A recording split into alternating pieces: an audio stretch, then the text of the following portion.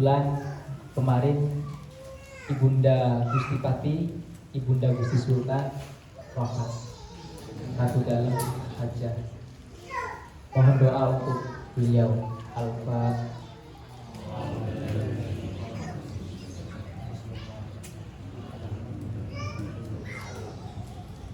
Ya, makhluk. Kurang.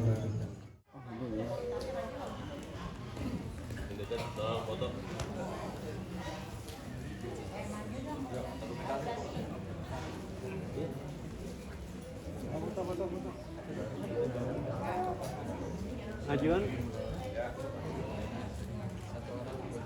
penyerahan kenang-kenangan kepada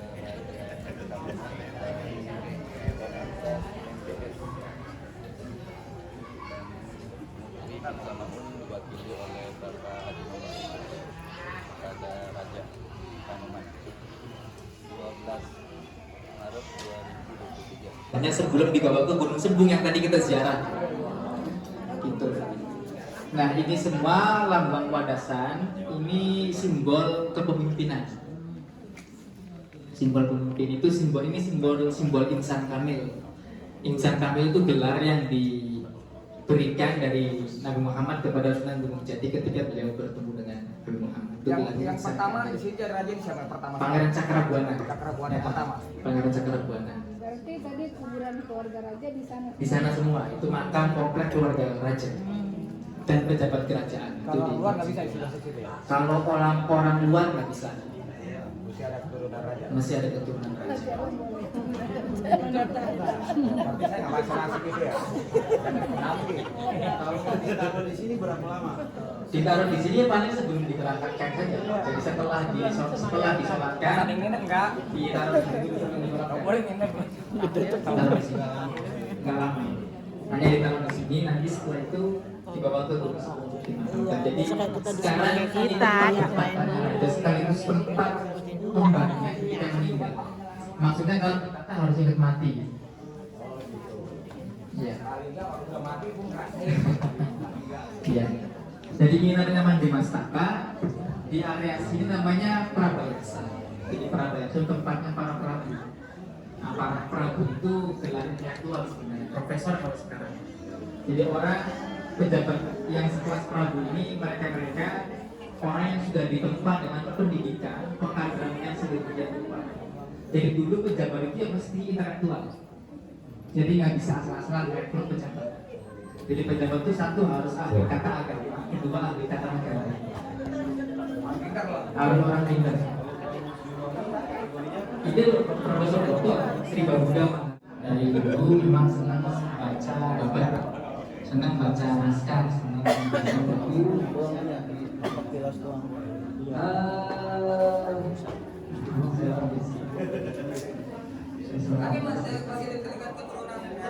Saya dipercaya sebagai pintu kejaksan. Jadi pintu kejaksan ini dibuka kalau acara-acara ritual saja. Misalnya Bubur Suro, kemudian acara Pitu Likuran kalau bulan puasa tanggal 27, kemudian acara ngapem ini dibuka. Apa ngapem itu bikin kue apem. Kalau Rebo Wekasan. Rebo Wekasan berarti Rebo Wekasan. Iya, Rebo Wekasan. Nah, ini juga berarti ya? Setahun sekali ya. Nah, ini juga pintu dibuka kalau upacara panjang jimat. Kalau muludan itu pintu ini dibuka. Jadi ada rutenya, ada baris nanti dari pintu kejaksan ke Lawang Siblawang ke masjid nanti. Ada iring-iringan pawainya nanti. Ya. Ya.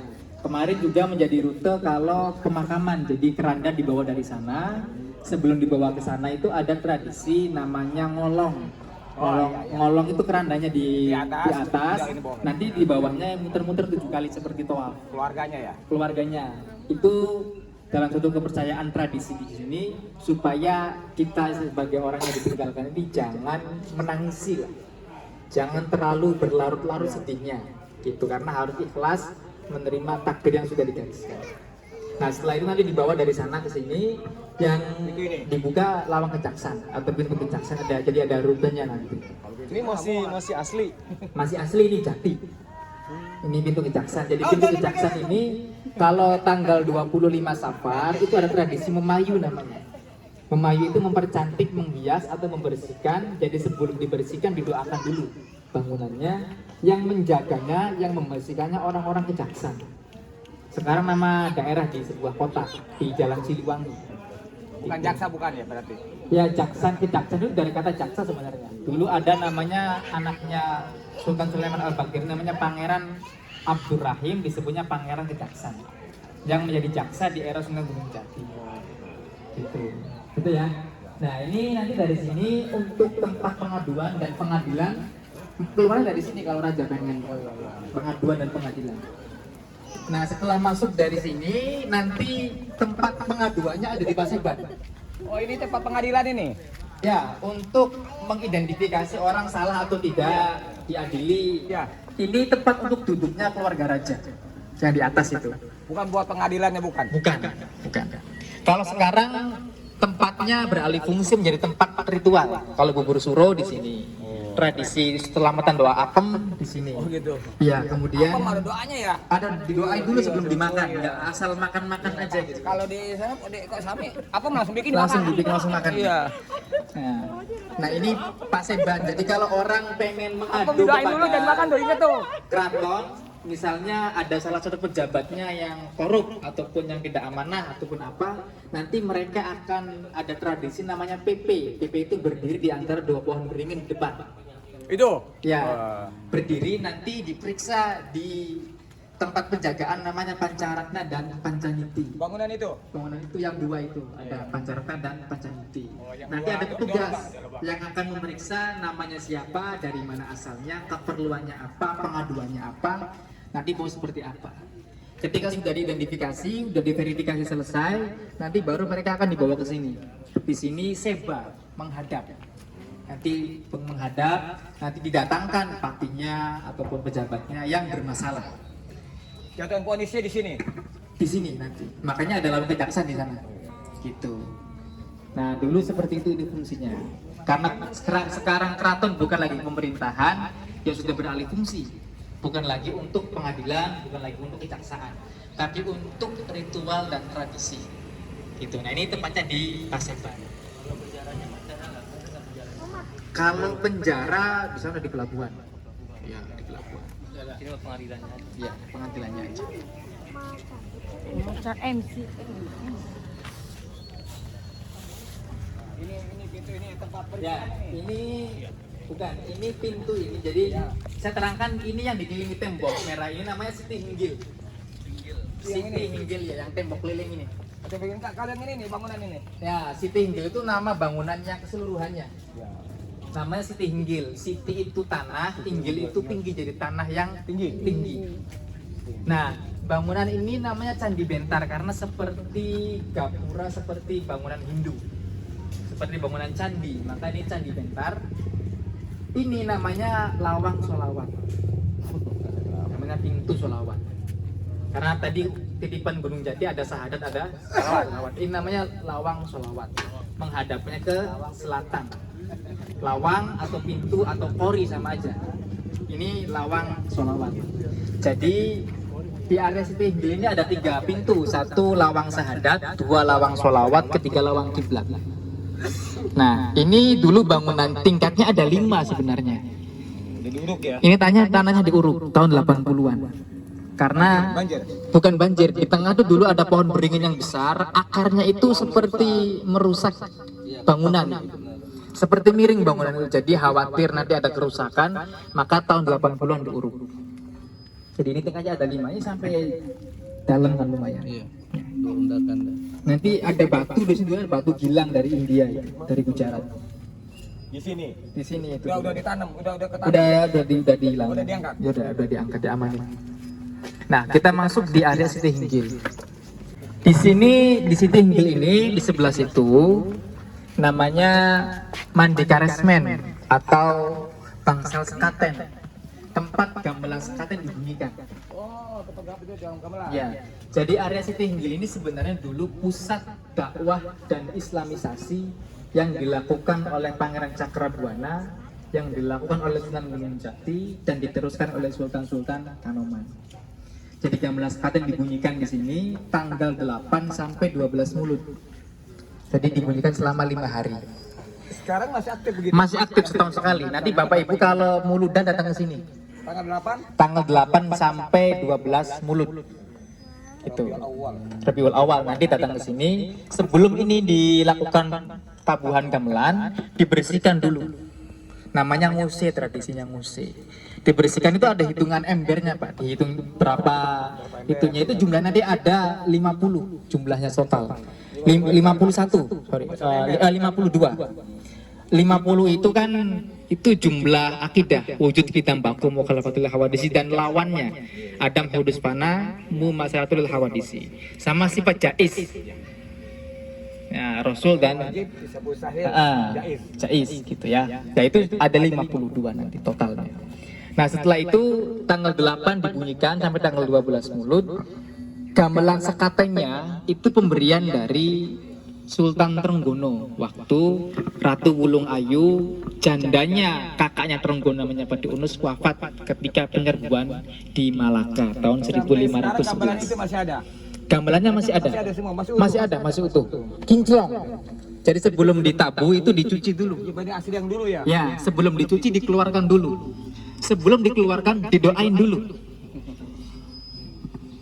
Jadi bukan ribet tapi detail gitu. Jadi detail sebelum dikeluarkan didoakan, setelah dikeluarkan dicuci. Mau dicuci didoain dulu. Gitu. Nah, ini keramik-keramik dari Cina. Salah satu istri Gunung Jati itu waktu kesini dengan kapal Bantaleo itu bawa piring-piring ini.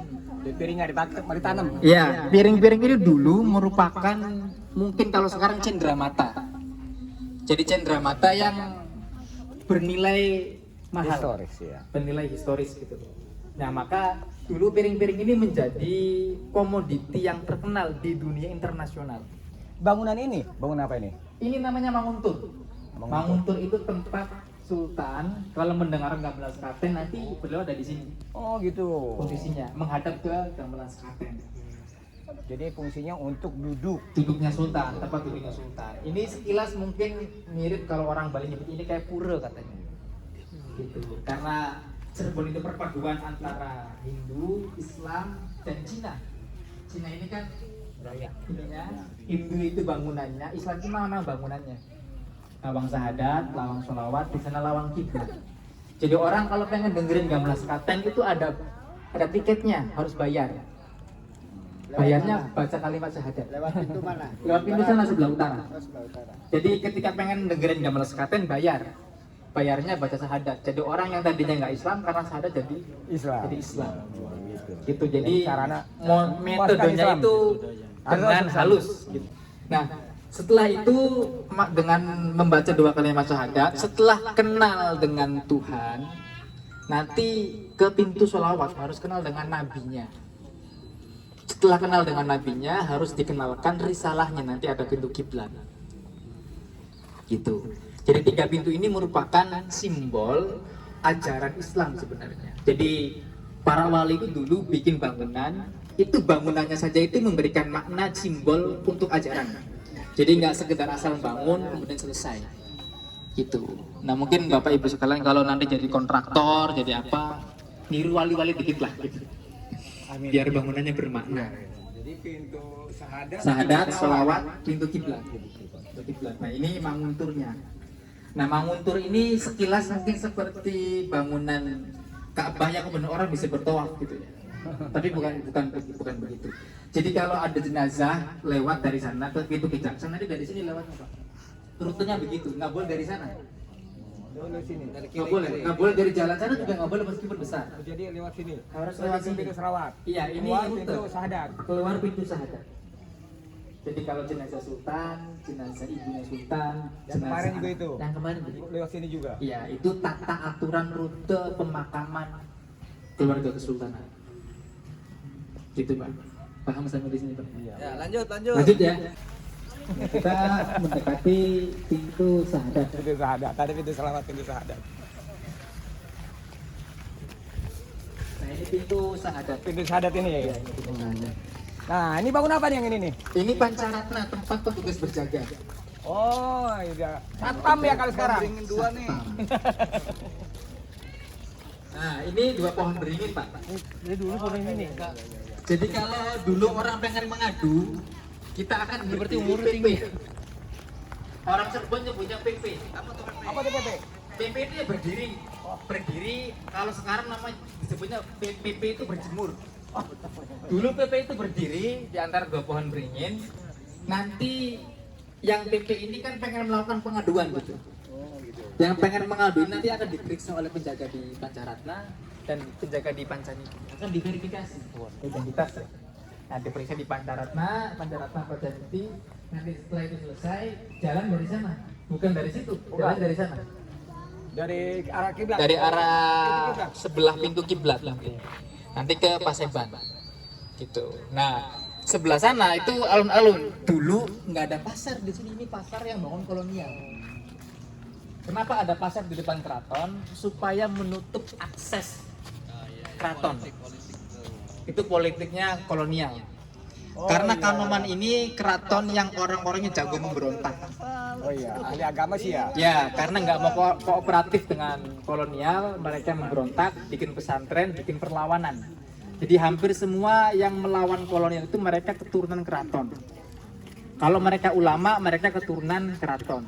Kalaupun mereka pendekar, ulama, mereka keturunan dari Gunung Jati. Jadi maka karena jangan sampai perangnya di depan keraton, maka perangnya dibawa keluar. Kalau perangnya di depan keraton, habis keratonnya, Pak. Seperti Banten. Jadi perangnya dibawa ke hutan, dibawa ke sawah, dibawa ke sungai gitu. Jadi keraton itu utuh, perlawanan berlangsung. Gitu. Nah, misalnya Mbah Mukonya pendiri Buntet ini dari sini, yang memberontak. Nah, termasuk gurunya Soekarno waktu gerilya perang dengan kolonial juga berlindungnya di Kanoman. Itu namanya Mama Mei Kartawinata. Nah, bukan, ini ada nama Mama Mei. Mama Mei itu masih temannya Hos Cokro Aminoto. Mama Mei ini punya keponakan namanya Inggit. Inggit didikan nama Soekarno. Ya. Jadi oleh Cokro Aminoto ditransfer dari Cokro ke Mama Mei. Dengan Mama Mei ketemu dengan Inggit. Nah, waktu di Bandung. Nah, Mama Mei tinggal sekitar sini dulu. Itu di sebelah sana. Jadi di sana kompleknya orang Eropa. Di sebelah Sri Talang kompleknya orang-orang Cina, di sebelah sana kompleknya orang-orang Arab. Jadi keraton dikepung oleh orang Cina, orang Arab, dan orang Eropa. Gitu posisinya ya. Oke, kita lanjut ya. Hanya pertanyaan Pak. Ya. Pembeliannya berapa tahun ini? Soekarno. Udah jauh sebelum itu. Dari Mbah Pu Cakrabuana ya. Udah ratusan tahun. Ini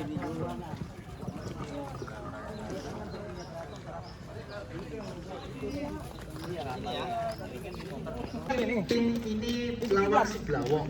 Hah? Ini lawang Siblawong, pintu Siblawong. Yang pintu kiblat tadi nih? Pintu yang paling besar, pintu kiblat yang itu.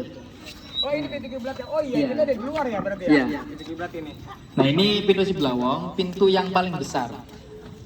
Jadi ini pintu Siblawong tuh bukan pintu untuk keluar masuk, bukan. Tapi untuk Pintu untuk rute upacara Panjang Jimat. cuma sekedar buat upacara. Untuk upacara Panjang Jimat. Jadi kalau muludan sebelum dimulai serakalan pembacaan Maulid Barizanji di masjid, ada iring-iringan seperti pawai. Nanti lewat dari Lawang Kejaksan, nanti lewat dari Lawang Siblawong.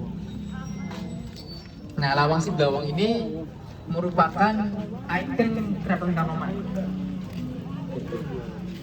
Intinya jadi masih jadi asli dari dulu. Asli ya? Asli. Jadi ini kalau kita masuk mall mungkin kayak detektor gitu.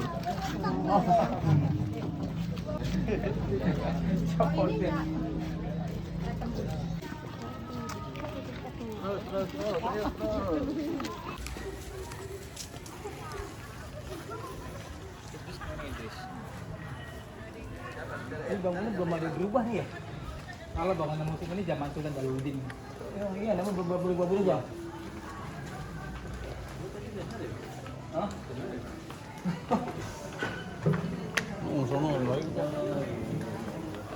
Ini kereta-keretanya. Ini yang duplikat kereta Paksina Galian. Ini Gusti Pati kan tadi dari kita. Oh, yang tadi sama dia ini. Ya, ini jubah waktu beliau mimpin upacara Panjang Jimat. Yang tadi dia. Nah, ini sebenarnya jubah waktu. Kodiran ya? Ya. Ini kereta Jepana. Kereta Jepana ini ditunggangi khusus untuk permaisuri. Dibuat tahun 1350 atau 1428 Masehi. Udah panggung hebat banget itu. Jadi dulu abad 15 awal sebelum Eropa bisa membuat Mercy, bikin kendaraan roda 4, orang Cirebon sudah bikin ini. Ini yang bikin namanya Kinataguna. Ya, Kinataguna itu orang Cirebon, orang sekitar Peret sana. Keren ya? Kaliungu. Kalau dulu jadi keren banget. Ini sultannya sekarang, namanya Pangeran. Nah, ini kereta taksi Nagarinya khusus yang dikendarai untuk raja. Ya, dibuat dengan tahun yang sama, permaisuri yang sama. Ya. Ini dulu kereta perang. Makanya namanya Paksi Nagariman, Paksi burung Nagarulang Liman Raja. Jadi gabungan dari 3 hewan. Burung gajah sama. Ya, jadi ini juga menjadi simbol perpaduan antar kebudayaan. Ya. 1350 Saka jangan. Ya. Nah, ini barang-barang peninggalan, ada kaligrafi Ali, ada kancing pemotong cerutu ini dari Raffles, itu Gubernur Jenderal Raffles. Itu Belanda ya? Belanda. Nah, ini mesin jahit juga dari Raffles. Itu mesin jahit ya? Mesin jahit dari Raffles dulu. Mosok. Ya. Ini kelapa jengki dari Madagaskar karena perdagangan internasional. Kalau ini piagam melekat sekarang dulu waktu asosiasi Raja-Raja Nusantara. Nah, topeng-topeng celana, topeng tumenggung, topeng rumiang, topeng panji. Ini kalau ada tarian. Kalau biasanya tari untuk menyambut tamu atau pagelaran. Biar mukanya kelihatan. Nah, ini kelapa jengki seperti yang tadi sama. Ini udah peninggalan Eropa. Ini senjata ya? Ya.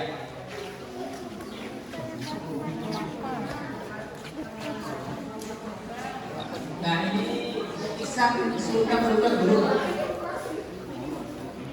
Nah, ini Komarudinnya ada 2. Jadi kita baru menemukan lukisannya Sultan Komarudin II yang bertahta dari 1858 sampai 1873. Sultan Komarudin. Ini Sultan Kanoman ke-8, Sultan Raja Muhammad Zulkarnain. Nah, beliau yang memberikan tanah kepada Mbak Soleh yang kemudian memberikan pesantren di Datrek. Mbak Soleh yang pesantrennya itu nyebrang sungai, tidak boleh ada jembatan dan dulu nggak ada listrik. Sekarang listrik sudah ada, tapi jembatan nggak boleh. Alat komunikasi bisa masuk, tapi pengarah suara nggak boleh. Gitu. Laptop televisi nggak boleh, radio nggak boleh. Nah, ini kita bukan. Ini Sultan Kanoman ke-9, Sultan Raja Muhammad ke-11. Nah, ini Sultan lurus yang ketemu dengan Bung Karno. Ya. Yang memberikan tanah-tanahnya kepada Republik supaya bergabung dengan Republik. Yang itu lah. Nah, ini ayahnya di Sipatis. Ayahnya Sultan yang sekarang. Sultan Raja Haji Muhammad.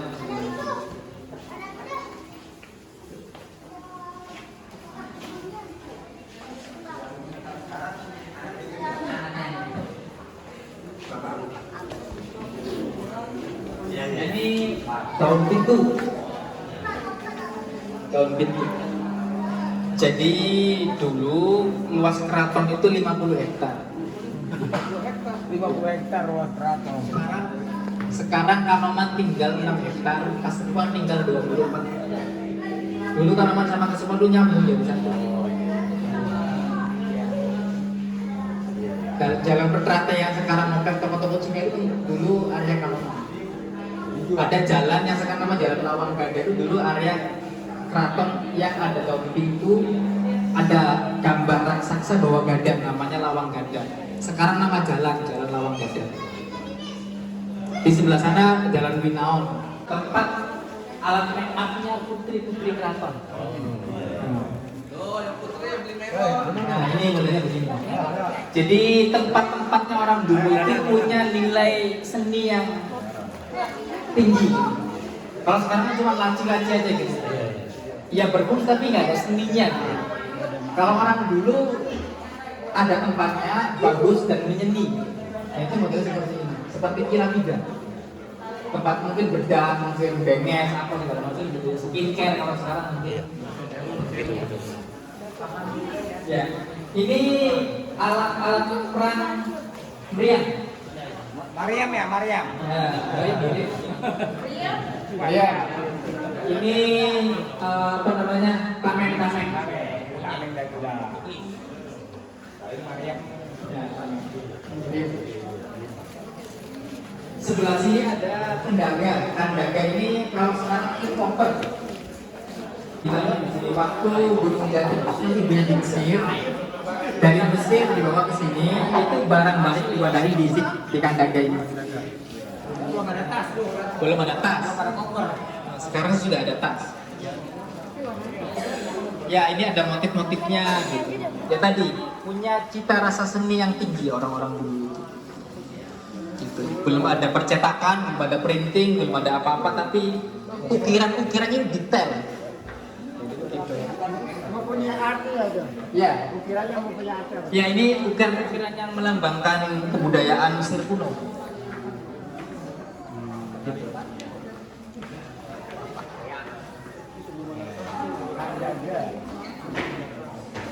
Topi apa? Ini sih dari ini piagam ya apa plakat-plakat dari sekarang waktu Asosiasi Raja-Raja Nusantara. Ini dari Raffles, patungnya Injil sama Pak. Dari Raffles. Dari Raffles. Udah, kita kembali ke Jinem. Ya